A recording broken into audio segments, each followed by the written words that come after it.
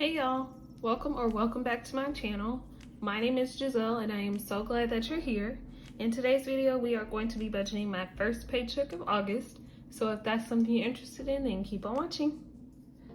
So payday was Wednesday the 10th. And this was just my first full-time paycheck. So I'll do paycheck number 1. And the total was $1,639. And that is all we will be budgeting for this paycheck. So I'll just drop that down to our total. So $1,639 is what we have to work with this check. So first, I believe in tithing 10% of my increase. So that is going to be $165.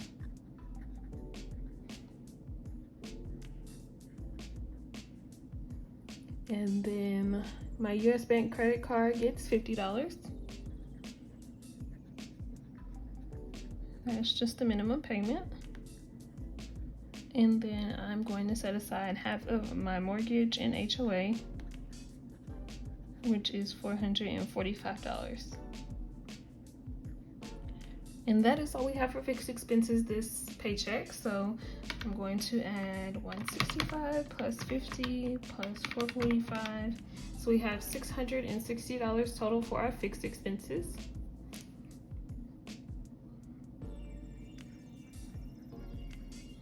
And to get our remaining, we'll take $1,639 and subtract $660. So we have $979 left to budget towards our variable expenses and our savings. So next we'll move over to our variable expenses, and for these we'll do $150 for food. And then personal is going to get the usual $75. Miscellaneous is going to get $50.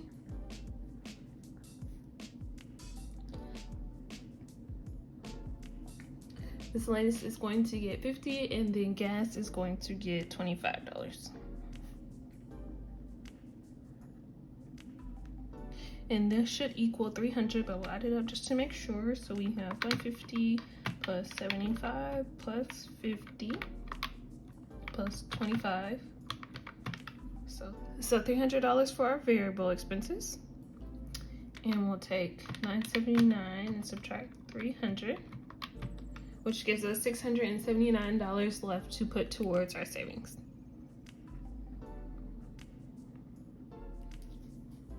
So I'm using Affirm to pay off my bedroom furniture. So I'm going to put $439 towards that payment.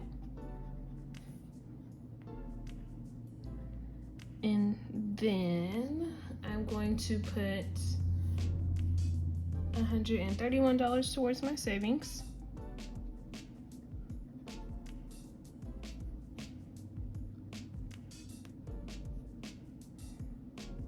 And then I'm going to subtract the rest, 429 minus 131.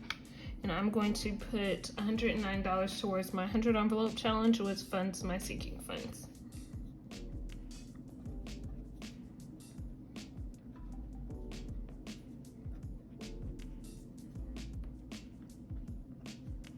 And that will equal $679. So we have $0 remaining, which means we have ourselves a zero-based budget. So this is my budget for the first paycheck of August. And now that we have all of our amounts, we can flip over and divvy up all of our sinking funds. Okay, so I've added all of the percentages because I've gotten a few questions on how I come up with these numbers. So just by experience and planning ahead, I've decided on these percentages for each category, and this is totally dependent on what your sinking funds are and how important they are to you. But I tweak these all the time, just depending on the totals for each of my sinking funds. But if you add all of these up, the most important thing is that they all equal 100%. So I have 7 plus 17 plus 21 plus 32 plus 23.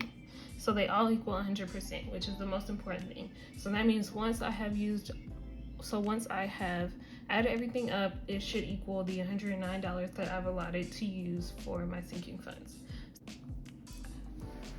So I've gotten a few questions about how I divvy up my sinking fund, so I just want to break it down a little bit more. So for me, since my income varies so much, I just base what I'm going to put towards my sinking funds on how much leftover money I have. So I know I'm going to put $109 this paycheck towards my sinking funds. So I could just pick random amounts, but I prefer to break it down into percentages to fund each category of my sinking funds. So that's just how I do it, and I wrote out the percent. I always have the percentages written over to the side, but maybe if I put them in here while I'm actually doing the math, it'll make a little bit more sense. But if you have any questions or if that makes no sense, just leave a comment down below and I'll try to explain it a little bit better. But that's just how I divvy up my sinking funds. I know some people use the same amount, or some people just work on one sinking fund at a time. It's really just what you prefer, but this has worked for me so far. So starting with car, we're going to put 7%, which is going to be $8. And then gifts is going to get 17%. And that is going to be $19. Health is going to get 21%, and that is going to be $23. So I like to save home for last, so I'm going to skip over and get our total for travel, which gets 23%. So that is $25. And then to get home, I'm just going to take our total $109 and subtract the rest. So minus 8 minus 109 minus 8 minus 19 minus 23 minus 25. So we have $34 for home. And another way you can do it is just 109 times 0.32. But sometimes if I've rounded, that it can be a little bit off. So now that I have all of the amounts for our sinking funds, we can go ahead and grab our Qube Money app and actually fund everything. So starting with our cash envelopes, food currently has nothing in it, and we are going to add 150. Next, personal has a balance of $95, and we're going to be adding 75. Miscellaneous has a balance of $40, and we're going to be adding 50.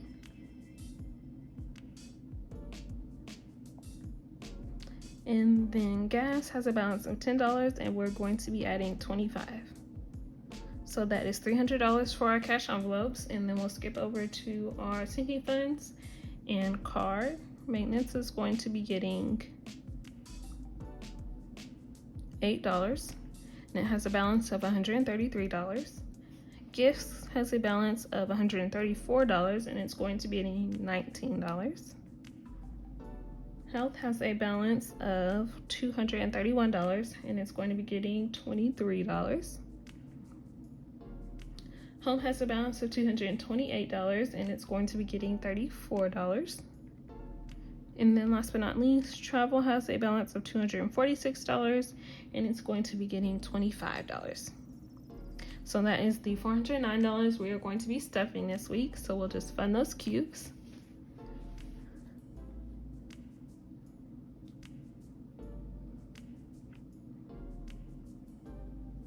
And now for our new totals, food has $150, personal has $170, miscellaneous has $90, gas has $35, car maintenance has $141, gifts has $153, health has $254, home has $262, and travel has $271.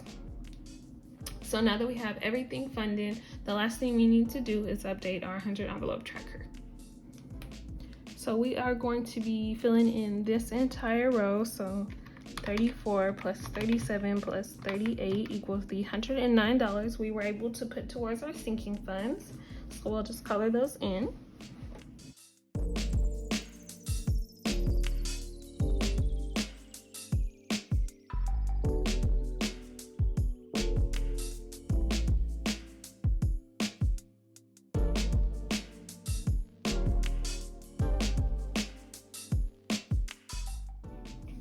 So that is everything for today's video. If you enjoy this type of content, please like, comment, and subscribe.